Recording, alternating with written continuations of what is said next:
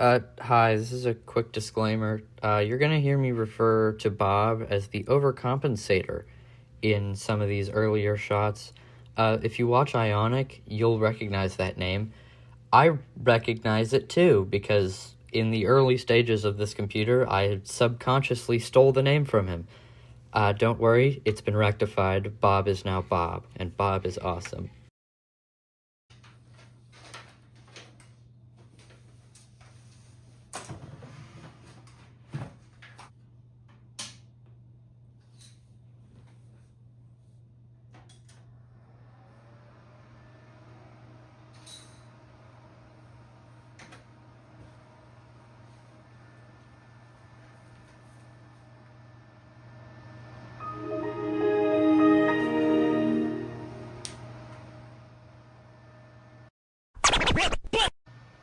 So, this is a computer, but unlike the other computers I've shown on this channel, this one is not pre-built. This one is of my own creation.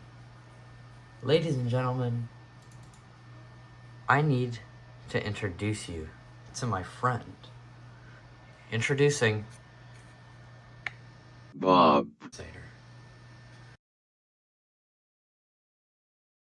The Bob is equipped with an Intel Core 2 Quad Q9550, clocked at 2.83 GHz. This chip has 4 cores, 4 threads, a 1333 megatransfer per second frontside bus, and a TDP of 95 watts. It's part of the Yorkville generation of Intel processors, being the second fastest Core 2 Quad ever produced, beat only by the Q9650. The great Bob also holds the beautiful NVIDIA GTX 560. This card, released a bit after the CPU it's paired with, comes with an 810 MHz clock speed, 1 GB of VRAM, a 150 watt TDP, and support for every version of DirectX up to DX11. This machine has 4 GB of DDR3 1333 memory, the maximum amount supported by the 32-bit copy of Windows XP, installed on the 128 GB SSD.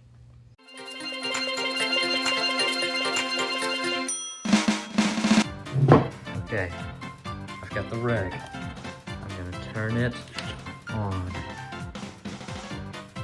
Power supply is not on. Gotta turn on my strange Chinese power supply.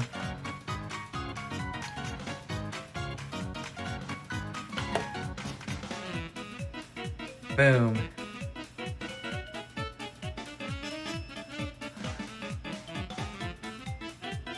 Four. Yes, I know there's no OS. So I've got this propped up on some DVD drives.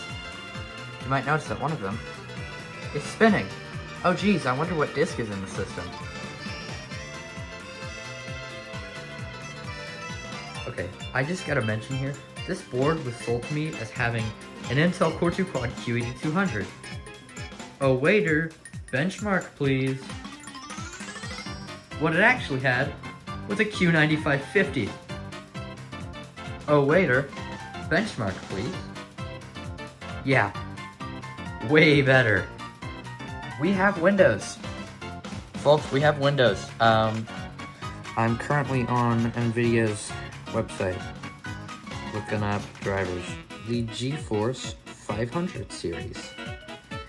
Yeah, fun fact, this laptop, which, by the way, is my daily driver laptop, runs Monterey. This thing only has a Core 2 Duo and a 320M. This thing has a Core 2 Quad and a 560. So, the laptop that I'm using to download the drivers is actually worse than the computer the drivers are going on. How fun. I'm actually gonna lose my mind. I'm on Ionic's channel. Look at what he called his PC. Why do I keep accidentally copying people?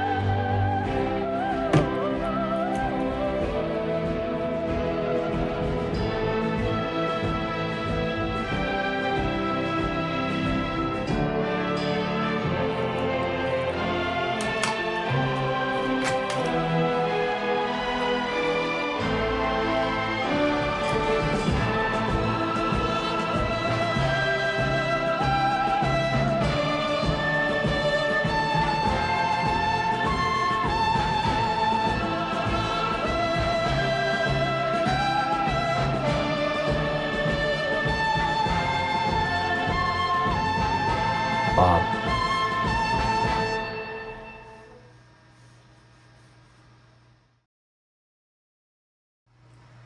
So I've been sort of contemplating on, like, you know, what games to show off on the system and whatnot.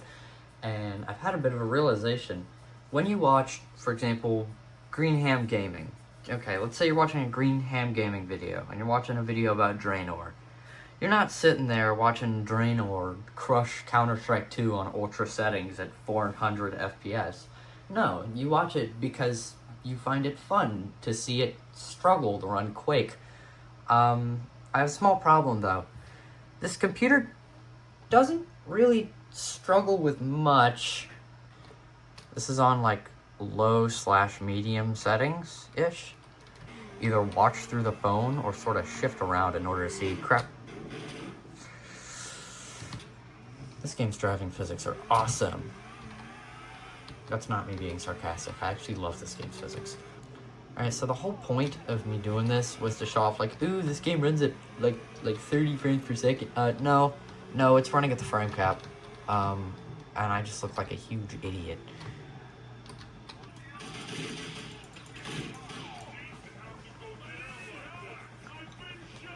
Anyway, I died. Here's the deal. This is obviously a gaming computer.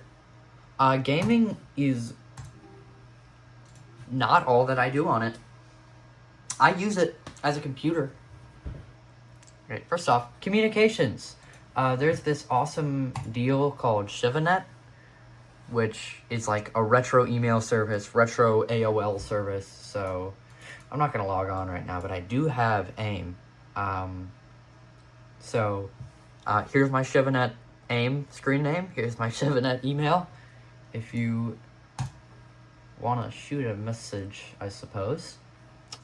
I don't have much to say about this computer. It runs everything I've thrown at it so far. I do have an idea, though. I'm considering, in the future, I'm thinking I could, like, throw a new SSD in this thing and install Windows 10 on it and get Steam on it and see if it can run modern games. Oh, by the way, as a side note, if any of you knows how to make Condition Zero work, I'm trying to turn the tripod.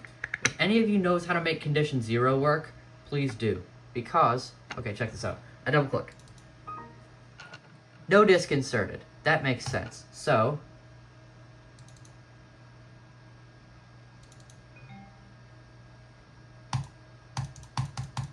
absolutely nothing happens.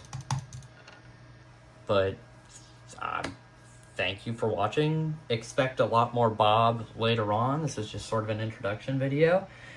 In fact, let's close off this video with a video game that me and my friends, mostly my friends, hold near and dear to their heart.